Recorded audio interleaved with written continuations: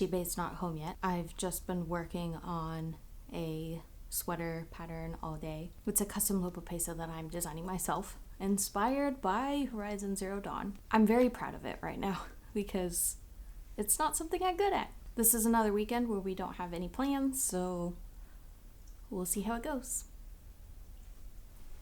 So knitting is one of my favorite hobbies. We went to Iceland back in September of 2018 and I fell in love with the knitted lopapesa, aka Icelandic sweater. We visited the Álafoss Lopi factory, where a very kind lady set me up with a pattern book, needles, and enough yarn to knit my first sweater. I've been knitting them ever since. And now I do commission work on the side for close friends and sometimes friends of friends, and I find that it's the best way to always have a knitting project. Otherwise, I'd have way too many sweaters by now. Anyway, this recent Horizon Zero Dawn project is also a commission for a friend, and I've been loving the challenge. Anyways, welcome back everyone. And if you're new here, welcome. I'm Yoshi. I'm a travel/nature/landscape photographer who is starting to dabble more and more with YouTube vlogging. My husband is Shibe. We live in the PNW, and what you're about to watch is a small window into how we like to spend our weekends together. Is there a cat there too? Mm-hmm. Oh, snap. We paid a lot of money for this couch. This is the most expensive cat couch.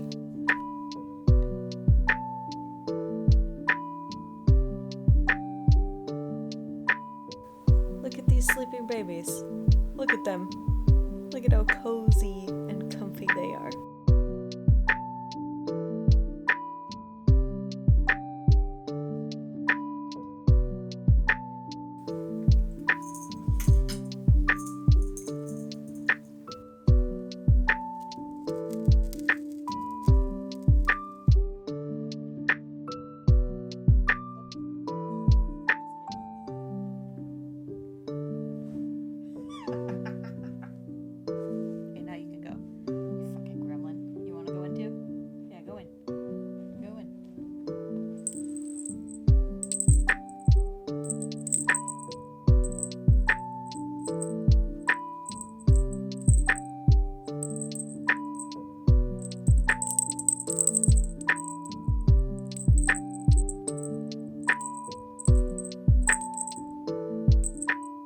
So I just sprayed everything with this marketer.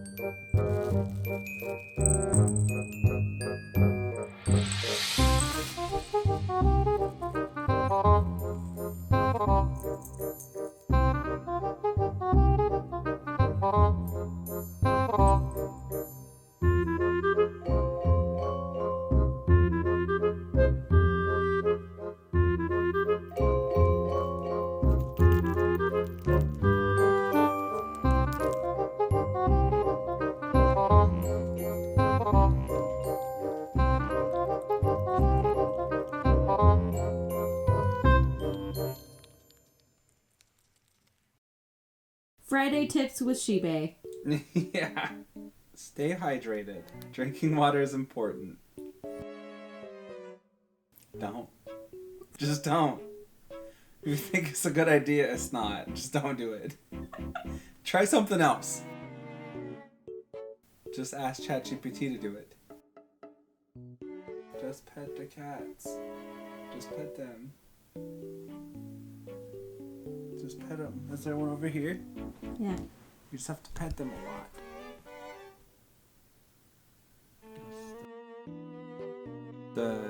The seats in the cafe car aren't for permanent seating. Don't do hard water loop unless you have patience. Don't crash. Don't crash. You suck. Do stuff together. Mod it. Play with mods. Any game. Play it normal and then play with mods. Don't kill everyone before you talk to them. Use a robot. Use robots. You're so serious about all of this. And lots of butter. Robots and lots of butter. That's the answer. Don't get any cat hair in it. This is tips by Shibe. You should follow them. You should always take all of the tips from Shibe to heart.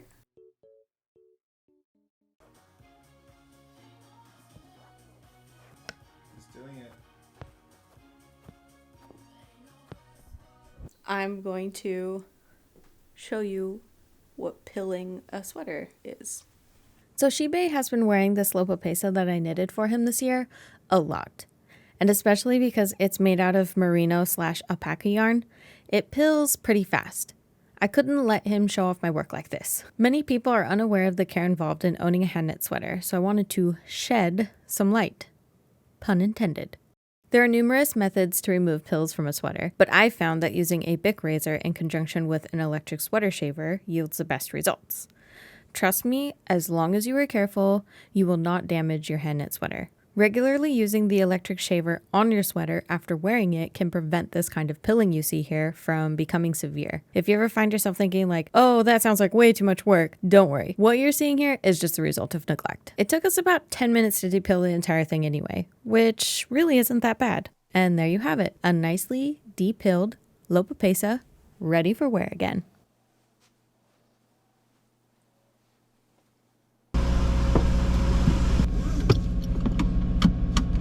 Good, ready? Yep. Whoa, those clouds look sick. Is that over there? Oh, we might not be able to get it here.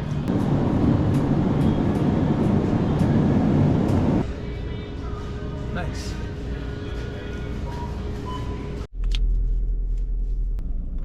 There's no caffeine. We have been all over trying to find a little mortar and pestle, but we found one. So now we can finally go home. Seriously, we drove all over looking for a simple mortar and pestle and could not believe that it was so difficult to find. That, or we've severely misunderstood who should carry a mortar and pestle. Anyway, what you're looking at here is the ingredients to make a fancy dinner called finbiff, which I have no idea if I'm pronouncing that correctly, aka reindeer stew. Before we made this meal, I had never heard of it before, so this is going to be a fun cooking adventure for us. Traditionally, it is made with reindeer, but seeing as we have no reindeer here, we had to find something else. We tried really hard to get a hold of elk or venison with no luck, so we had to settle on beef.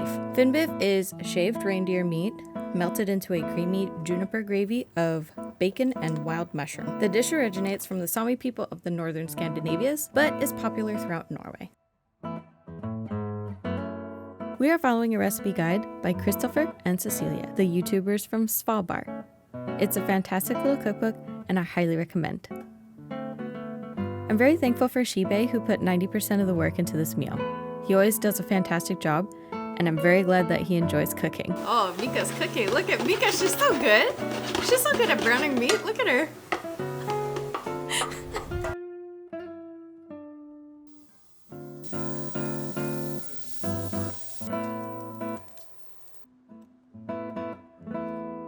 Personally, the best part of this meal was the flavor the juniper berries gave the gravy. This is coming from someone who has never knowingly had juniper berry in anything. The flavor was so wildly different from anything that I've ever had before. Downtown Charlie Brown. If I had to describe what this meal tastes like, I don't know, I guess I'd say magic? It was so freaking delicious, my mouth waters every time I think about it. But for reals, I do remember saying, I think this is what the forests of Norway taste like. So there's that. I can't imagine what it tastes like with real reindeer. So hopefully we'll get the chance to try real finbiff someday in the future.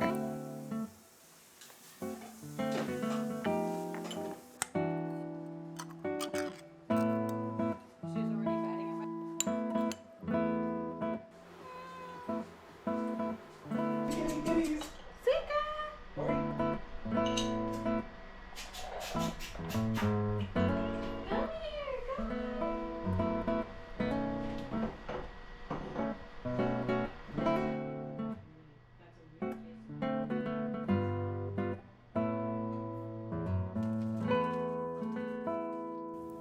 The day ended with a nice cozy fire and more work on my knitting project. And I'm pretty sure we're discovering that Tala is secretly a pyro or something, because she sure does have a fascination with it. Okay, on to the next day.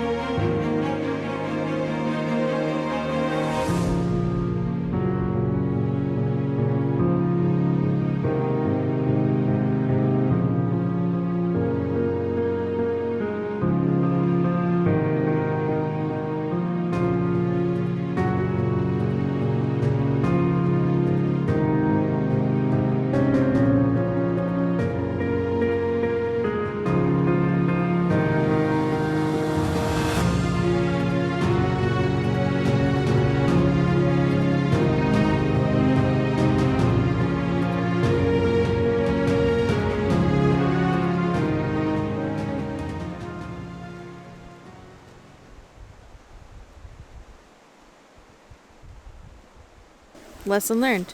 Always keep your drones charged. So, I came up here to as far as you can go. Closed because there's a winter storm going on. We got some really good shots today. I'm really happy with what we got, even though your drone died. But yeah, look at this view. Look at this. Look at this background. It's a nice background. Love just coming up here for a drive. It's the beauty of living in the PNW. That's our backyard. Backyard. Look at that. Look at our backyard. All right. Time to go home.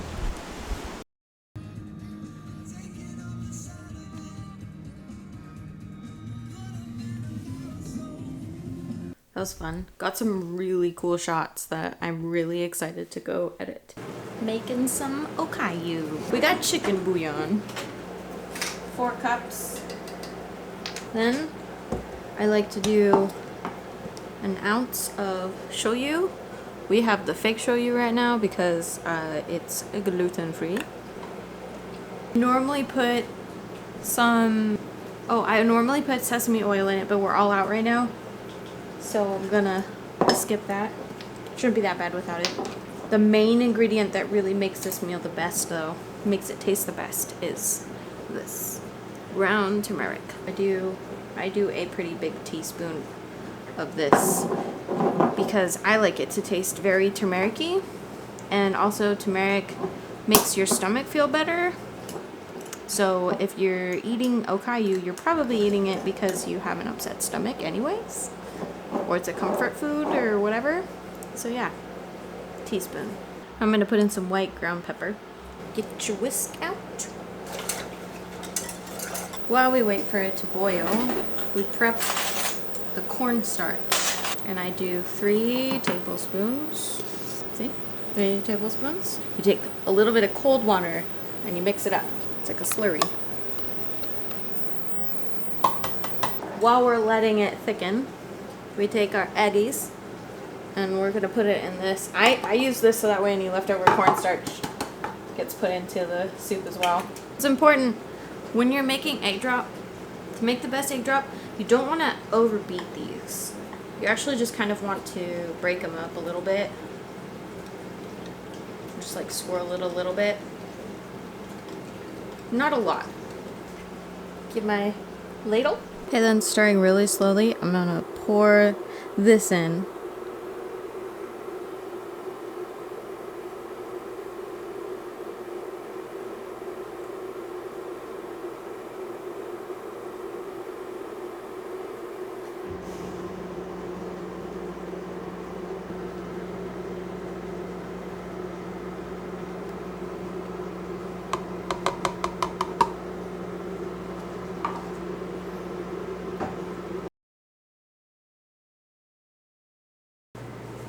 Rice. Now we ladle the soup in.